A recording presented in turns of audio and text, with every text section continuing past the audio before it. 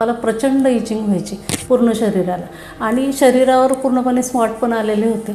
ते 3 आठवड्यांपूर्वी ह्या हॉस्पिटलमध्ये गेली, ट्रीटमेंट घेतली, सुरू केलं। पंचकर्माची पूर्णपणे ट्रीटमेंट घेतली। इचिंगचा प्रॉब्लेम जवळपास 90% माझा कमी झालेला आहे। वेट लॉससाठी पण केलेली होती मी ट्रीटमेंट, तर तोही माझे 6 ते 7 किलो वजन 3 आठवड्यांमध्ये कमी झालेलं आहे। नमस्कार, मी ॲडव्होकेट संगीता चव्हाण।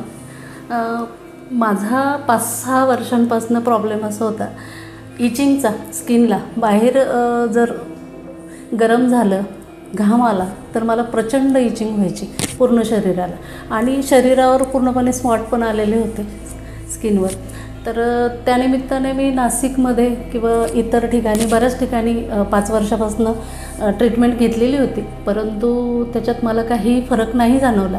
जोपर्यंत ॲलोपॅथीची ट्रीटमेंट घेतली तोपर्यंत मला फरक जाणवायचा, पण त्याच्यानंतर पुन्हा जायचे ते। त्यामुळे मला माझे जे जिजाजी आहेत राजन शिंदे, त्यांनी रोहती हॉस्पिटलचं नाव सांगितलं। त्यांनी तिथे घेतलेली होती ट्रीटमेंट, म्हणून त्यांना फरक पडला म्हणून त्यांनी मला ती रेफरन्स दिला।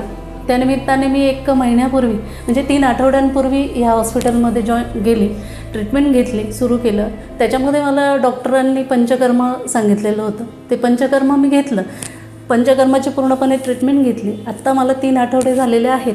तर माझ्या बाबतीत जो फरक जाणवलेला आहे तो अगदीच 80% म्हटलं तर खूपच छान झालेला आहे। तो असा की माझ्या स्किनवर फरक जाणवला, स्पॉट गेलेले आहेत पूर्णपणे। इचिंगचा प्रॉब्लेम जवळपास 90% माझा कमी झालेला आहे।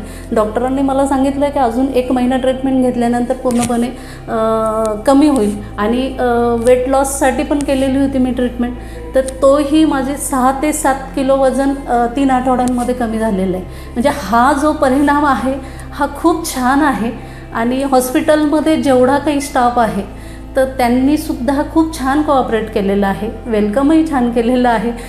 पंचकर्माच्या ज्या आहेत त्यांनी छान मसाज वगैरे आणि त्यांच्या बोलण्यामध्ये खूप गोडवा आहे आणि ट्रीटमेंटही छान दिलेली आहे। मला सगळ्यात मोठी भीती जी होती की विरेचन, पंचकर्मानंतर विरेचनचा हा जो दिवस असतो त्याच्यामध्ये पूर्वी मला 2-3 जुलाब जे झालेले होते त्याच्यामुळे मला डायरेक्ट ॲडमिट करावं लागलेलं होतं। त्यामुळे मला ती भीती होती। विरेचनानंतरही मला अजिबात थकवा जाणवला नाही किंवा विकनेस जाणवलेला नाही। मी दुसऱ्या दिवशीसुद्धा ऑफिस जॉईन करू शकले आणि काम करू शकले।